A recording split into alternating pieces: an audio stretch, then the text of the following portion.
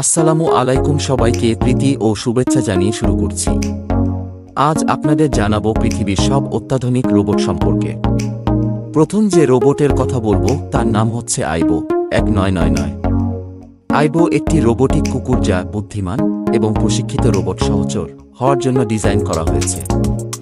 এটি হাঁটে, ঘেউ ঘেউ করে, চিৎকার করে, তার লেজ নাড়ায় এবং একটি বলের সাথে খেলে যখন মালিকদের এটির পরে পরিষ্কার করার প্রয়োজন হয় না। দ্বিতীয় রোবটের নাম হলো এলা। এলা একটি স্টাইলিশ হেয়ারস্টাইল সহ একটি রোবট।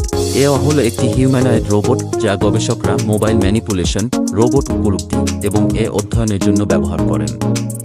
এটি মানব পরিবেশে কাজ সম্পাদন করতে শেখা এবং একজন মহাকাশচারী হওয়ার প্রশিক্ষণ। 3 রোবটটি হচ্ছে ছব-2। ছব-2 এর চোখে ক্যামেরা এবং ত্বকের নিচে স্পর্শকাতর সেন্সর রয়েছে। ছব-2 হল একটি হিউম্যানয়েড যা একটি 2 বছর বয়সী শিশুর শারীরিক এবং মানসিক ক্ষমতার নকল করে। এর মানব পিতামাতারা রোবট শেখার এবং জ্ঞানের অধ্যয়নের জন্য রোবটটি ব্যবহার করছেন। 4 নাম্বার রোবটের নাম হল এরিকা। এরিকা হল একটি উন্নত অ্যান্ড্রয়েড যা মানব রোবট মিথস্ক্রিয়া অধ্যয়নের জন্য একটি গবেষণা প্ল্যাটফর্ম হিসাবে ডিজাইন করা হয়েছে। এটি প্রাকৃতিক ভাষা বোঝে, একটি সংশ্লেষিত মানুষের মতো কণ্ঠস্বর রয়েছে এবং বিভিন্ন মুখের অভিব্যক্তি প্রদর্শন করতে পারে। 5 নাম্বার রোবটের নাম হল ফোয়ো। ফোয়ো হল একটি সুন্দর ছোট রোবট ডাইনোসর যা জীবন্ত পোষা প্রাণীর মতো কাজ করে। এটি অন্বেষণ করে, শেখে, ডাইনোসরের আওয়াজ করে, প্লাস্টিকের পাতায় গুজে দেয় এবং দাবি করে যে আপনি এটিকে আপনার সম্পূর্ণ, একচেটিয়া, নিরবচ্ছিন্ন মনোযোগ দিন। বালকিওয়ে একটি উন্নত হিউম্যানয়েড যা অবক্ষয়িত বা ক্ষতিগ্রস্ত মানব ইঞ্জিনিয়ার পরিবেশে কাজ করার জন্য ডিজাইন করা হয়েছে। নাসা শেষ পর্যন্ত ভালকিরিকে মহাকাশে, চাঁদে এবং মঙ্গলে পাঠাবে বলে আশা করছে। এরপরের রোবটের নাম হল ওয়াকামারু। ওয়াকামারু আপনার সাথে কথা বলার সময় চোখের যোগাযোগ করে। ওয়াকামারু একটি বন্ধুত্বপূর্ণ সাহায্যকারী রোবট যা মানুষের সাথে কথোপকথন চালিয়ে যেতে পারে, মুখ চিনতে পারে এবং হ্যান্ডশেক করতে পারে। এটি একটি দ্বারস্থ সহকারী, অফিস রিসেপশনিস্ট, ইভেন্ট হোস্ট এবং বিক্রয় প্রতিনিধি হিসেবে ব্যবহৃত হয়েছে। এই রোবটের নাম হল ওয়াশেদা ফ্লুটিস্ট। এই রোবট নিজেই নিজের বাঁশি বাজায়।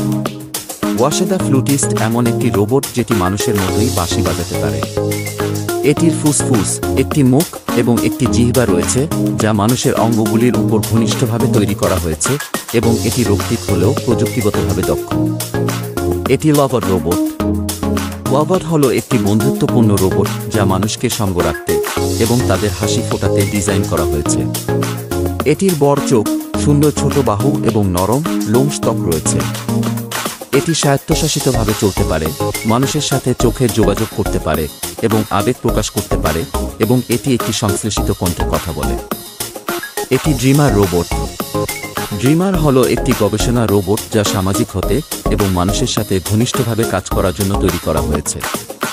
এটি কমপ্লায়েন্ট অ্যাকচুয়েটর ব্যবহার করে এবং এর মাথাটি অভিব্যক্তিপূর্ণ কিন্তু ইচ্ছাকৃতভাবে কার্টুনিশ হয় যাতে এটির সাথে যোগাযোগ করা সহজ হয়।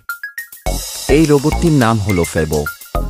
ফেবো হল ক্লাসরুমের জন্য একটি মডুলার রোবোটিক্স কিট যা শিক্ষার্থীদের জন্য তাদের নিজস্ব রোবট তৈরি এবং প্রোগ্রাম করা সহজ এবং মজাদার করে তোলে।